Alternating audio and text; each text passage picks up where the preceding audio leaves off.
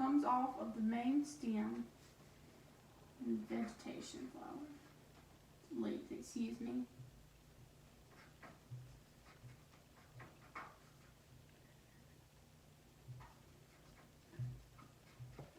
Okay. Continuing that, we're going to keep drawing. And I'm only going to really draw on one side of the flower, so this side of the flower, if you need to put out little label things so you can better understand what each part is. I know it looks really confusing, but it's in the book if you need a better description. Because like I said, I am not an artist. Okay. I'm just going to put over here in red that the A B equals the auxiliary bud. Okay, everybody should be taking notes because you will see this again. But continuing on, we are going to draw this side right here. And it'll be one lonesome leaf. And all flowers do not have this because of course they have different stages where they're at. But typically all flowers have the same setup and function. Even it could be like flowers for beauty, flowers for pollinating stuff, or it could even be vegetables like tomatoes or potatoes, anything that grows underground, or even like a tomato that sprouts up and has a flower on its stem. But continuing on to this right here is called the node. And it is where, well, excuse me, this right here, I forgot to add a little more. This section right here, I'm going to cap this off for a second. This is called the node of a flower. So above the node is the flowering part. All of this right here will be a flower. Let me label this while I'm explaining it. That is the node of a flower. So always remember, this is a good way to remember this node part. It means node as in the beginning of node. No leaves above this point is a main vital function of the plant.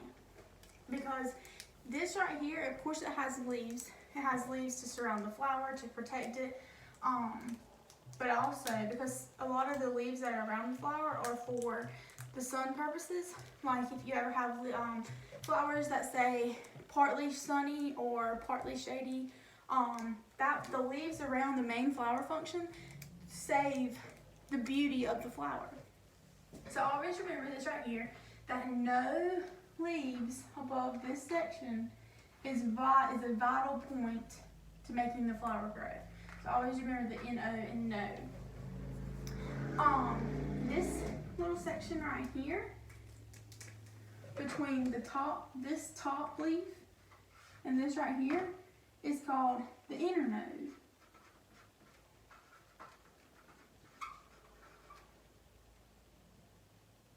And it's this section I'll label on this side.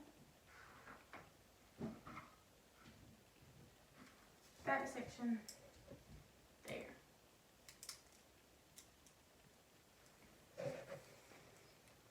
Okay.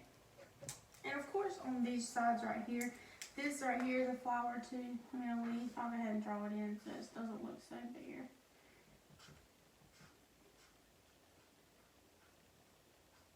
And I'm just following along in the book.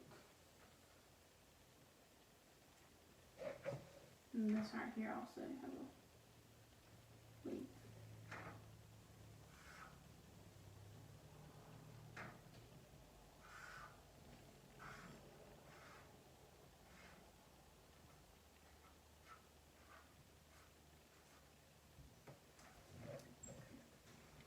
Okay,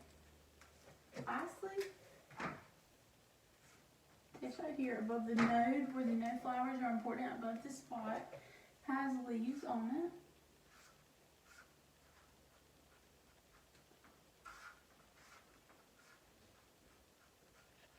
And like I said, these leaves will be in a bunch. So you can really see. And some will come off.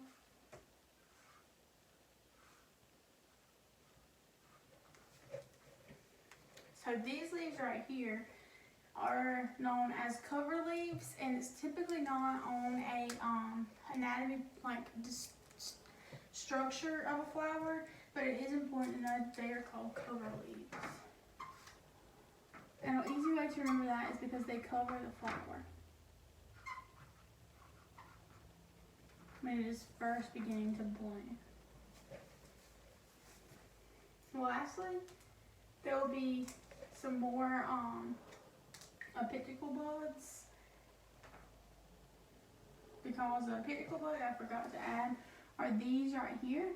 They're above the vegetation shoot. This right here.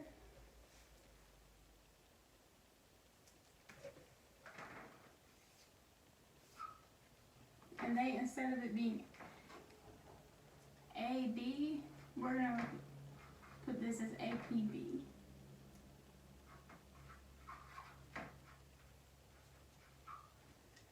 And I'll put that to the side, because we're gonna label more of them later.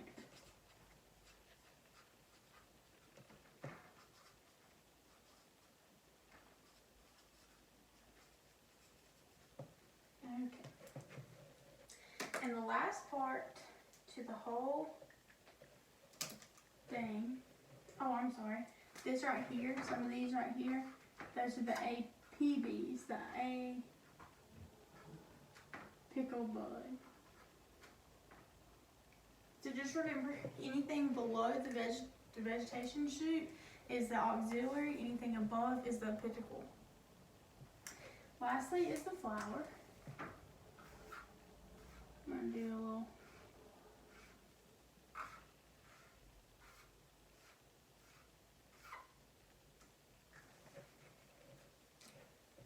And this is called the reproductive shoot. Most people just know it as a flower, which is its common name.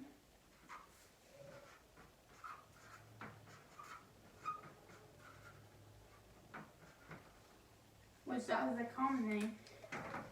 The scientific name would be the reproductive shoot.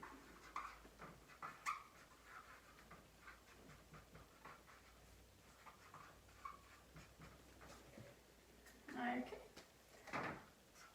And of course the stem goes into the flower like that.